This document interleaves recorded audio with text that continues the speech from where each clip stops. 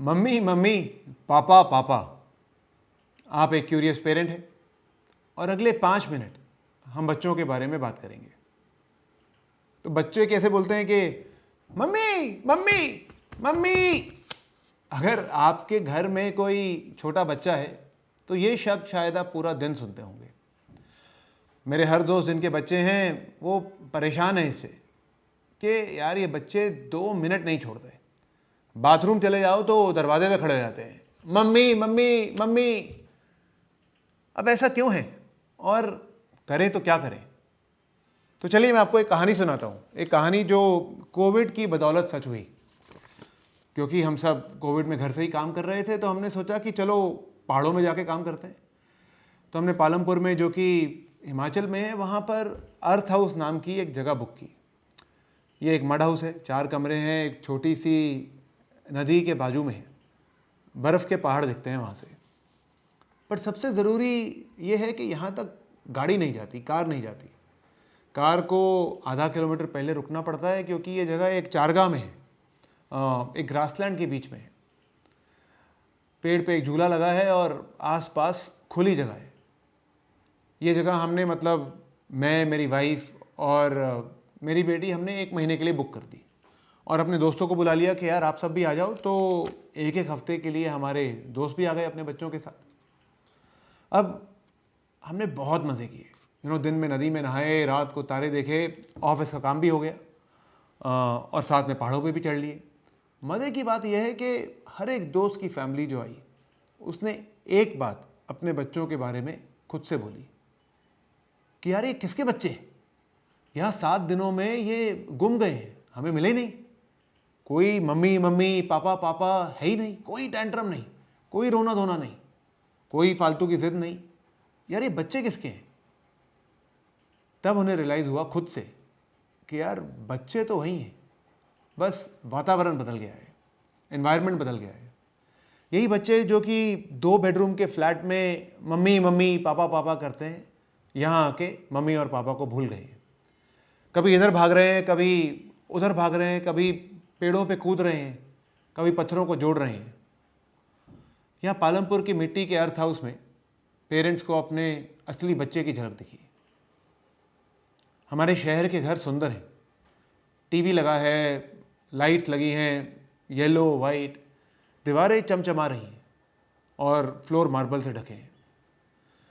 कहीं कोई कोना नहीं जिसमें सुराख छूट गया हो। खिड़कियां बंद हैं, छिपकलियां बाहर हैं, चींटियां भी नहीं दिखती। अगर मेरे से पूछो तो ये प्लास्टिक के खिलौनों से भरे हुए डेड हाउसेस हैं। कभी कभी कॉकरोच आ जाता है गलती से तो हम उनके लिए पेस्ट कंट्रोल वालों को बुला के उसको ख़त्म कर देते हैं। हमारे घर कन्वीनियंट है, लेकिन ऐसे घर में बच्चों को इंटरेस्ट करना मुश्किल है। इसलिए बच्चे मम्मी मम्मी पापा पापा करते हैं। तो थोड़े महीने पहले मैंने और मेरी वाइफ ने सोचा कि यार अपनी बेटी के लिए एक बर्ड नेस्ट बनाते हैं, शायद कोई पक्षी आ जाए। तो हमने बीज खरीदे, हमने कटोरी में पानी भरा, नेस्ट खरीदा अमेज़ॉन से और अपनी बालकनी में लगा दिया। और फिर हम तीनों ने इंतज़ार किया कि यार कोई पक्षी आएगा।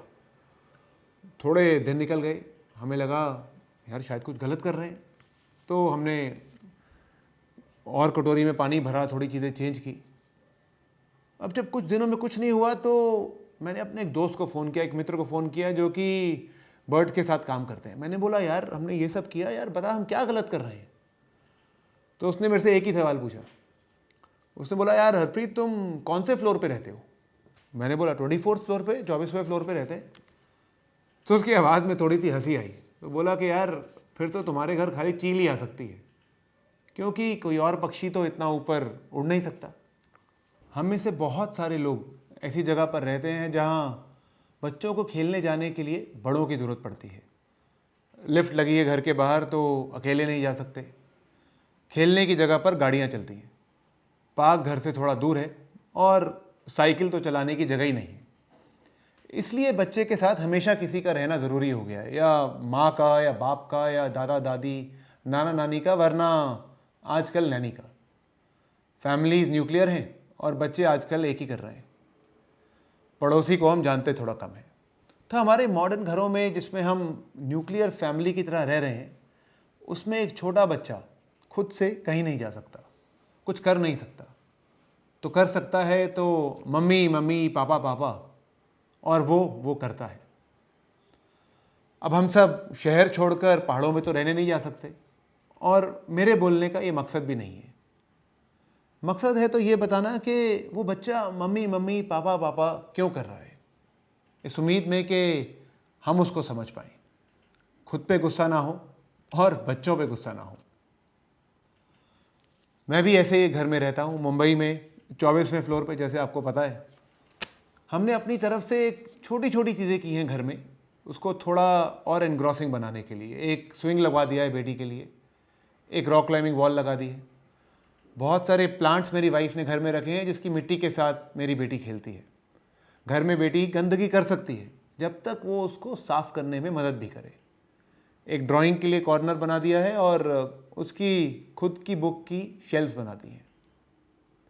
हम काफ़ी बार नीचे जाते हैं खेलने कूदने के लिए। जब नीचे जाते हैं तो जो बेटी करना चाहती है वो उसको करने देते हैं, उसकी पेस पर, उसकी रफ्तार पर दुनिया को देखने की कोशिश करते हैं।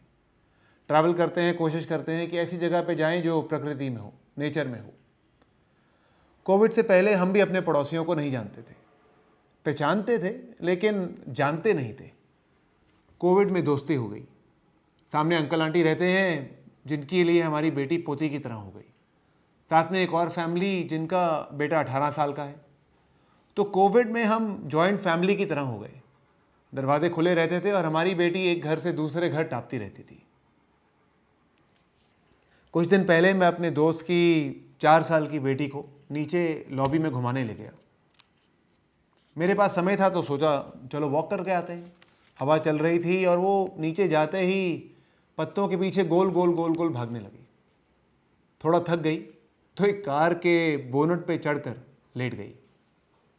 2 मिनट लेटी रही, चुपचाप, कुछ नहीं बोली। फिर एकदम से चिल्ला के बोली, I can see the sky, I can see the sky. मेरी कामना है कि हमारे बच्चे कहीं भी रहें, दिन में खुला आसमान कैसा दिखता है और रात में तारे कैसे दिखते हैं, ये कभी ना भूलें। ये चीज़ हम माता पिता, दादा दादी, नाना नानी कर सकते हैं।